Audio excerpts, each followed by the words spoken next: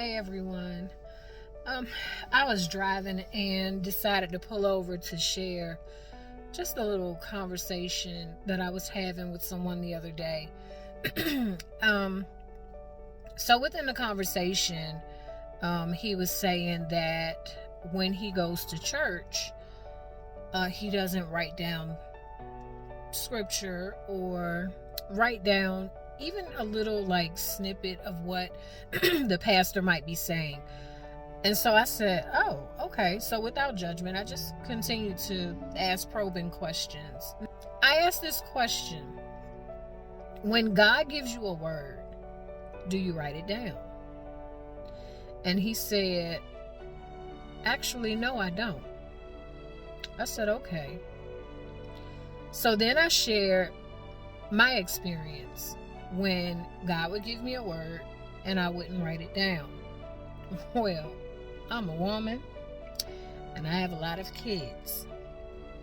And there are times when I can't remember everything. And then going through menopause, my brain fails me every day.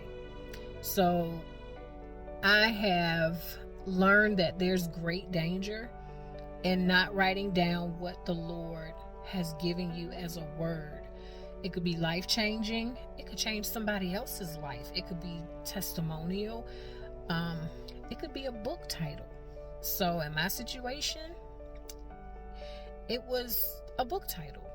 And he gave it to me maybe about 10 years ago. And I completely forgot about writing it down. I was in the moment of something, probably something about children, because my kids would have been younger then. And I got caught up in the day and forgot to write it. And 10 years later, I couldn't tell you what it is or what it was. I asked him, was he aware in the Bible where it states that the scripture, all scripture is breathed out by God? It states it in 2 Timothy 3:16. It says, all scripture is breathed out by God and profitable for teaching, for reproof, for correction, and for training in righteousness.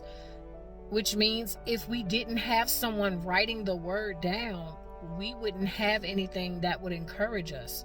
We wouldn't have anything that teaches us. We wouldn't have anything that would reproof us or correct us.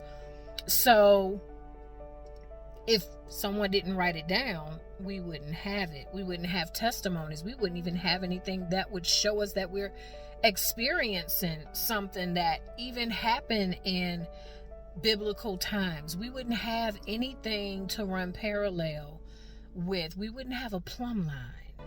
We wouldn't have anything. So here is my encouragement. If the Lord speaks, write it down. And I mean, even if when the Lord speaks through your pastor, write it down. It's still God speaking. It's not your pastor. It's not a man. It's God using the man or the woman in that moment. It's still God. So still write it. So even if your pastor says something incorrectly that not so much you want to challenge, but use to compare against the scripture, you wouldn't know what he said or she said if you didn't write it down.